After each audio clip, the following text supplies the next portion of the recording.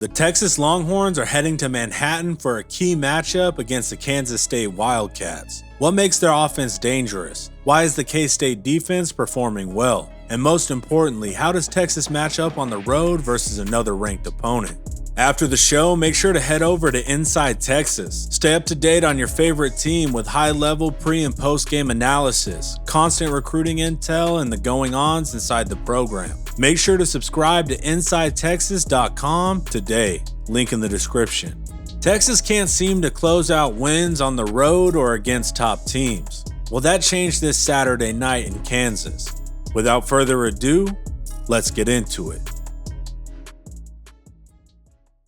Kansas State has an interesting quarterback situation. Adrian Martinez is the starter, but he went down in the TCU game. Since then, Will Howard has had two good performances in relief. At the time of writing this video, it's not known if Martinez is able to return. So let's break down both quarterbacks since they each bring something unique to the Kansas State offense.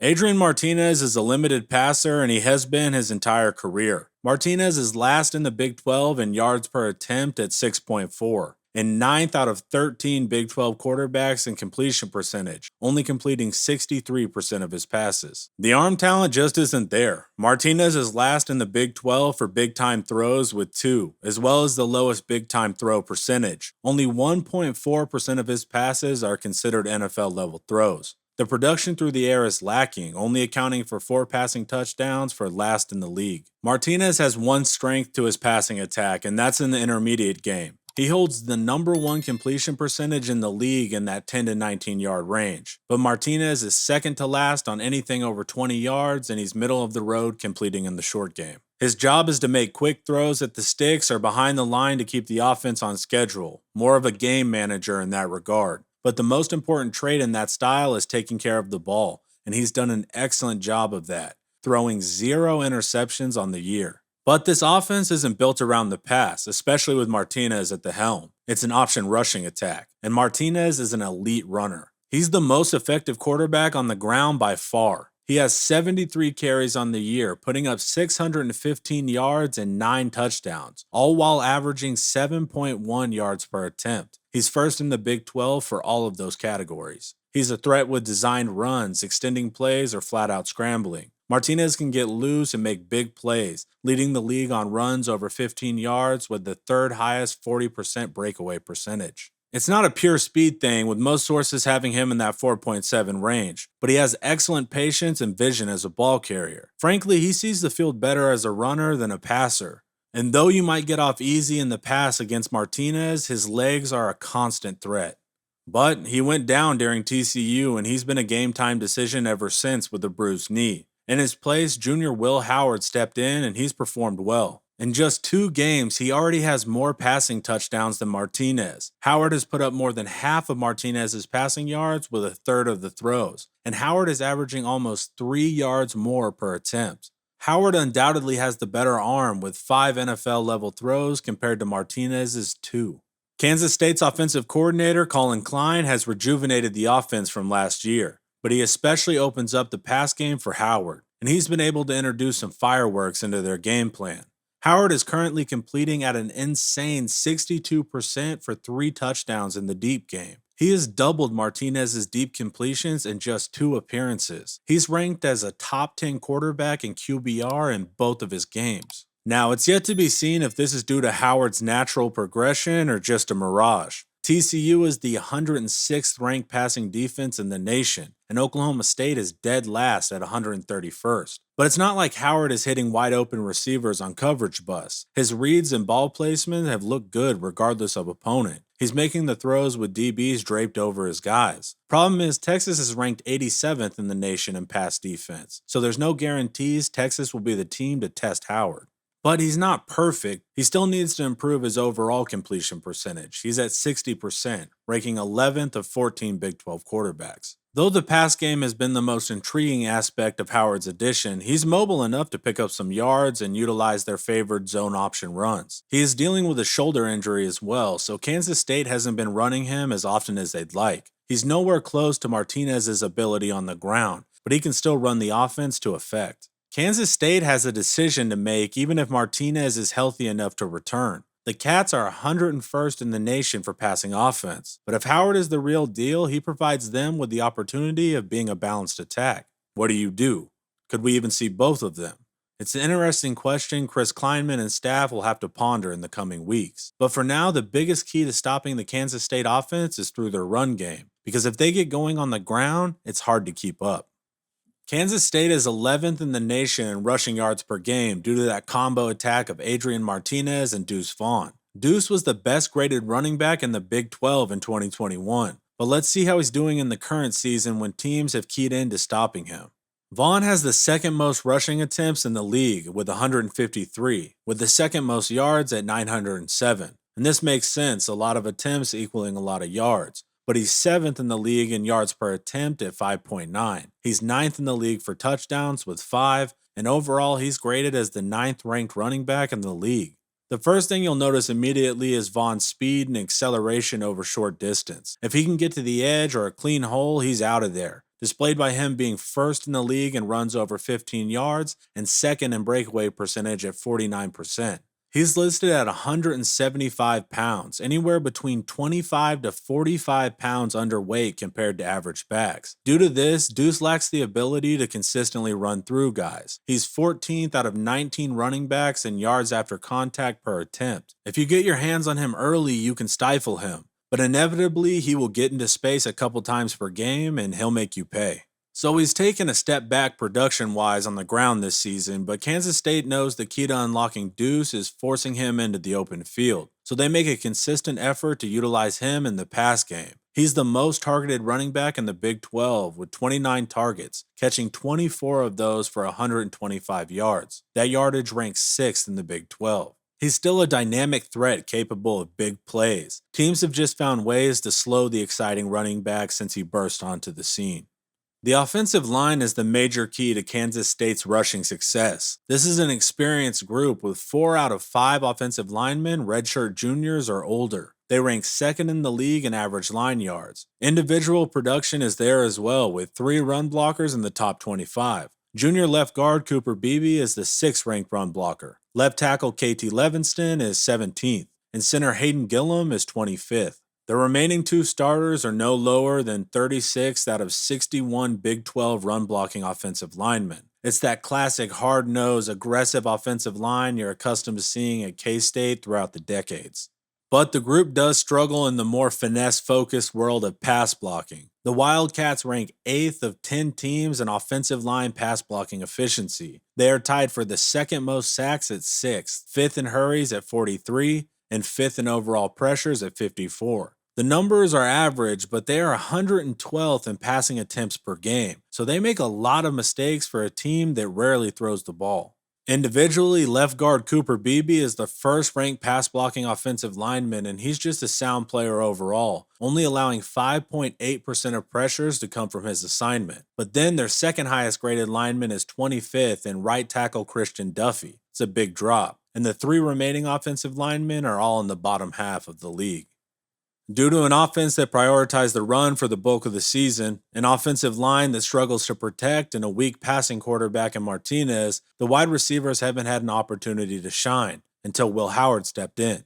And that's a shame because they have a good number 1 receiver and outside threat, Malik Knowles. He's a great athlete, especially for that 6'3" height. He leads the team in targets with 47, catching 68% of those for 446 yards, good for 11th in the Big 12. Knowles isn't utilized as a deep threat, ranking 15th in yards per reception. He's far more effective in that intermediate range where 38% of his targets come from. He can pick up chunk plays in the middle of the field to move the offense forward, but he hasn't been utilized for the big score, only having 1 touchdown on the season. Overall, he's the 7th ranked wide receiver in the conference. Their number 2 receiver in targets is slot Phillip Brooks, typical slot build, smaller guy at 5'7", 169 pounds. Brooks is only catching 61% of his passes, but when he does connect, he has the 10th best yards per reception at 15 yards per grab. Brooks is most likely to get the deep ball with 2 of his 3 touchdowns coming from that plus 20-yard range. You need to watch out for him sneaking up the seams as well. Their number 3 receiver in targets, outside receiver Cade Warner, is actually their most likely to score with 4 touchdowns on the year. and he had a big game against OK State with 8 targets, 5 catches for 97 yards and 2 touchdowns. So if K-State sticks with Howard, expect more emphasis on getting Warner going. Really, if Howard starts, expect all the receivers to have an added role. Kansas State has an interesting offense, top 15 in rushing, bottom 100 in passing, with some key players in Deuce Vaughn and Malik Knowles, while also facing a big quarterback question. Do you stick with the rushing attack with a brilliant runner in Martinez, or do you threaten downfield with Howard and give the receivers a chance while sacrificing some success in the run? Who knows? All I do know is I prefer to face Martinez in a run-focused attack. Because the Texas defense is strong against the run, holding teams to an average of 122 yards per game for 31st in the nation. We have a deep group of experienced interior defensive linemen that can stuff gaps and improve linebacker and safety play from last year. Remember, this group was 111th versus the run last year. We have jumped 80 spots in just one offseason. And though Martinez and Vaughn pose a big challenge in the run game, Texas is best fit to counter this playstyle.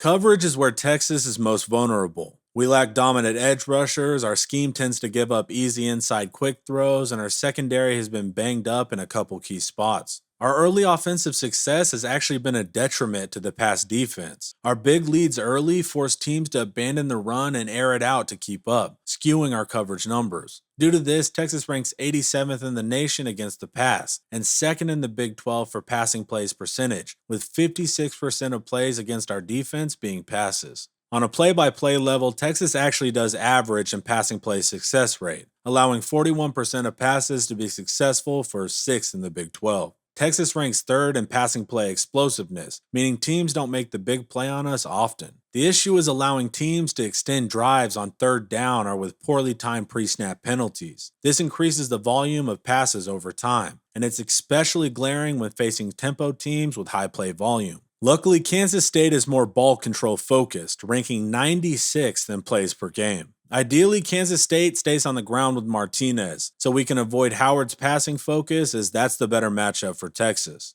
But for all the talk about the Kansas State offense, the other side of the ball gets the job done as well. But before we hit the defense, you need to check out Prize Picks. Prize Picks is a US-based daily fantasy sports app where you can make college football player projections all season long. How does it work?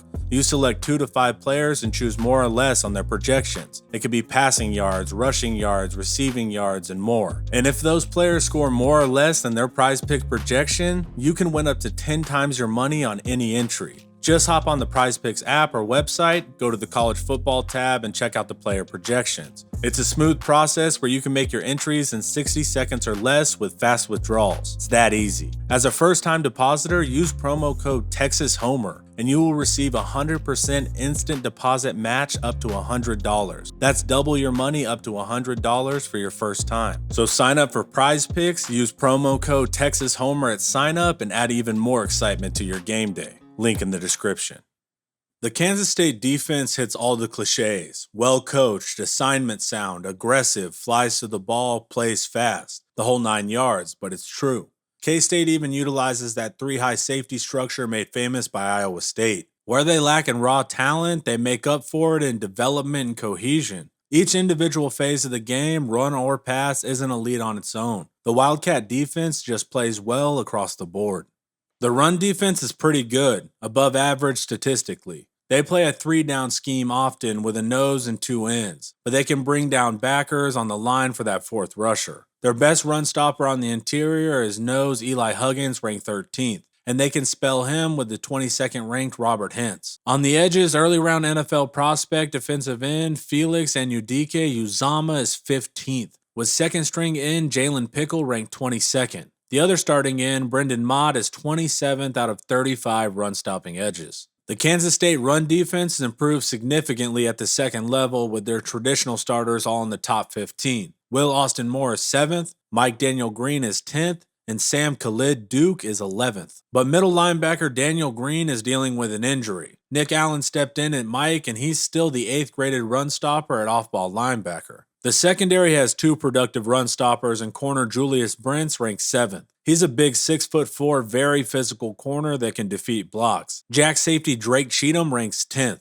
Cheatham is usually found as the middle safety able to come down and make stops. But after that, there's a big drop off, with the next ranked player being free safety Josh Hayes at 45th of 71 run stopping secondary defenders. The run defense's strength is triggering fast on the ball, routing the ball carrier to their help, and jamming offensive linemen backwards. Against Kansas State in the run game, you have to earn your yards.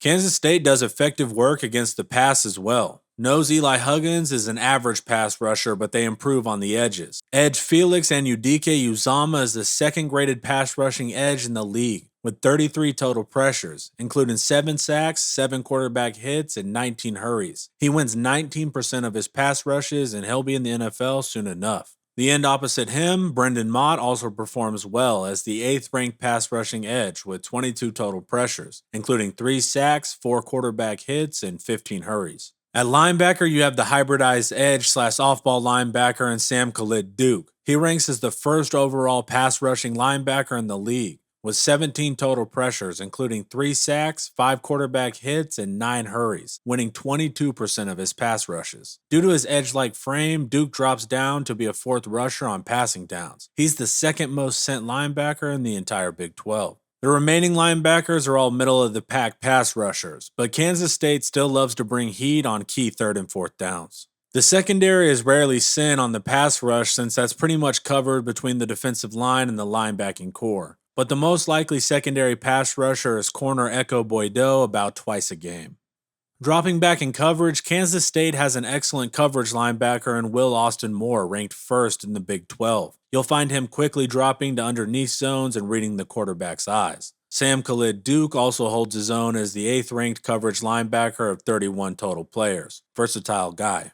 Grouping corners and safeties together, free safety Josh Hayes is the 8th ranked secondary defender in coverage. When they aren't in that 3-high safety look, he can drop down and cover a slot like a traditional nickel. Corner Julius Brents is 24th, but he does a good job turning and running, especially with that large 6'4" frame. Right behind Brents is the corner opposite him, Echo Boydo, ranked 26th. The jack safety Drake Cheatham is 37th, and strong safety Kobe Savage is 67th out of 72 coverage defenders. Kansas State likes to mix things up. You'll see man, of course, but they will cloud corners, rush 3 and drop 8, and take away the middle of the field in those 3-high safety looks. They play physical, and secondary players will use all the necessary gamesmanship to rough up receivers without drawing the flag. Overall, this is a very tough Kansas State defense. Texas had success rushing against a great Iowa State run defense with a similar defensive structure. Bijan and Roschon will need to be heavily utilized. We need the offensive line to provide a consistent push all 4 quarters to allow the run game success throughout the entirety of the game. Don't rely too heavily on any single scheme, because once that's taken away, we still need answers in the run game. In the past, Quinn Ewers cannot have another performance like Oklahoma State. 38% doesn't cut it for any player at any level of football, regardless of your age or your finger injuries. Oklahoma State is the last ranked passing defense in the country, and Kansas State is far better than that. The Wildcats utilize the same principles that slowed our pass game versus Iowa State as well. Make the routine plays, don't let the safeties read your eyes, and get through your progressions, and we can play with the best of them. Receivers need to show all-out effort every single snap as well. For the coaching staff, when we do have early success, anticipate K-State taking that away in the second half and have counters to those adjustments. We cannot afford to stall in the second half anymore. If the pass game is limited, shift down on the deep shots and move the chains with short pre-snap passing concepts to Whittington or Sanders. But ultimately, this is a good opportunity for Texas with a night road game against a ranked team. Texas has 1 road win in Sark's tenure against a 5-7 TCU team. We have no ranked wins. You can begin to turn around these narratives on Saturday and assure the team that their hard work actually pays off. So will the Longhorns live up to their potential for all 4 quarters? We'll find out Saturday night in Manhattan, Kansas. Thanks for hanging out. Watch some more of my videos here, and don't forget to like, subscribe, and share if you want to support quality Texas content. As always, welcome.